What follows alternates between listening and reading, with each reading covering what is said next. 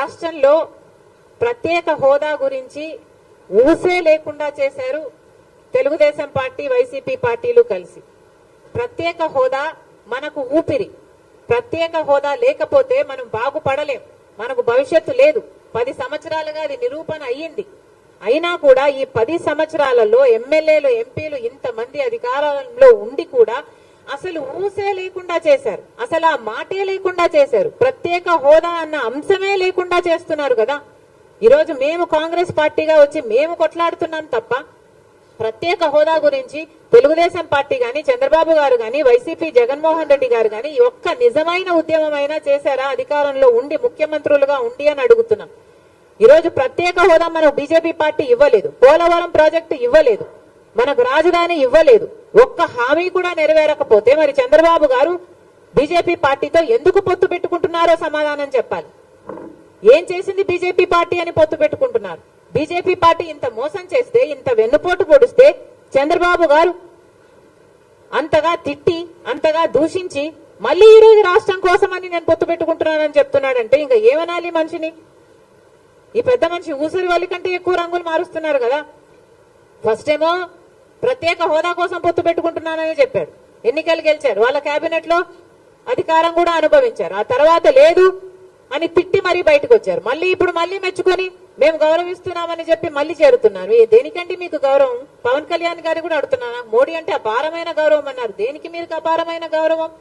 మనకు పోలవరం ఇచ్చినందుకు మీకు అపారమైన గౌరవమా? మన రాజధాని ఇచ్చినందుకు మీకు అపారమైన గౌరవమా? స్పెషల్ చేసి ఇచ్చినందుకు మీకు అపారమైన గౌరవమా?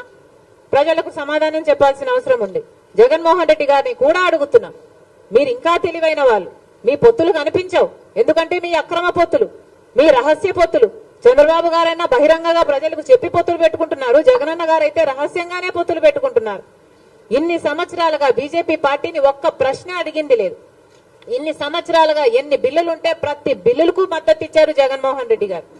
ఇన్ని సంవత్సరాలుగా ఎక్కడ వాళ్ళకి ఏ అధికారం కావాలైనా బీజేపీ పార్టీ నాయకులకి మనది పెట్టిందే, ఇక్కడే అడ్డా అన్నట్టుగా ఏది కావాలంటే బీజేపీ పార్టీకి, ఏ ప్రాజెక్ట్ అయినా బీజేపీ పార్టీ తీసుకోవచ్చు, ఏ అధికారమైనా బీజేపీ పార్టీ తీసుకోవచ్చు, ఏ దేనికైనా రెడీ అన్నట్టుగా జగన్మోహన్ రెడ్డి గారు వ్యవహరిస్తూ బీజేపీ బానిసలుగా మీరు ఎందుకు వ్యవహరిస్తున్నారు అని అడుగుతున్నాం. బీజేపీ పార్టీకి తెలుసు అవినీతి చేస్తున్నారు అని బీజేపీ పార్టీ చెప్తూనే ఉంది. మద్యం మాఫియా అంటారు, మైనింగ్ మాఫియా అని చెప్తున్నారు, వాళ్ళ నాయకులే వచ్చి మాట్లాడుతున్నారు. మరి మీకు తెలిసినప్పుడు మీరు ఎందుకు ఏ యాక్షన్ అయినా తీసుకోవడం లేదు ప్రభుత్వం మీద? ఈరోజు మద్యం మాఫియా ఎంత భయంకరంగా జరుగుతుంది. ఈరోజు మన రాష్ట్రంలో మద్యము డిజిటల్ పేమెంట్సే లేవు. ఎవడు మద్యం కొనడానికి వెళ్ళినా క్యాషే, అంటే క్యాషే పెట్టి కొనాలట, డిజిటల్ పేమెంట్సే లేవు. మరి మీరు క్యాష్ పెట్టి కొంటుంటే అసలు ఎంత అమ్ముతున్నారు? స్టేట్ ట్యాక్స్ ఏంటి, సెంట్రల్ ట్యాక్స్ ఏమిటి? అసలు పద్ధతి పాడు ఏది ఉండాల్సిన పని లేదా? కేంద్రంలో అధికారంలో ఉంది, మీరు వాచ్ డాగ్స్ కాదా బీజేపీ పార్టీ? మీరు ఇక్కడ యాక్షన్ తీసుకోవాల్సిన అవసరం లేదా?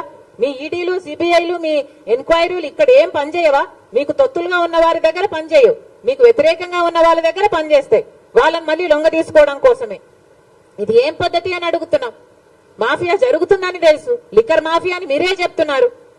సిద్ధమని పెద్ద పెద్ద సభలు పెడుతున్నారు. ఒక్కొక్క సభకి 90 కోట్ల రూపాయలు అవుతుందట. ఎక్కడి నుంచి వస్తున్నాయండి ఈ డబ్బులన్నీ? సిద్ధమని పెద్ద యాడ్ క్యాంపెయిన్ నడుపుతున్నారు, 600 కోట్లు ఖర్చు పెడుతున్నారట. ఎవరి డబ్బులు ఇవి? ఎక్కడి నుంచి వస్తున్నాయి ఈ డబ్బులన్నీ? ప్రజలందరూ కూడా ఆలోచించాల్సిన అవసరం ఉంది. Thank you.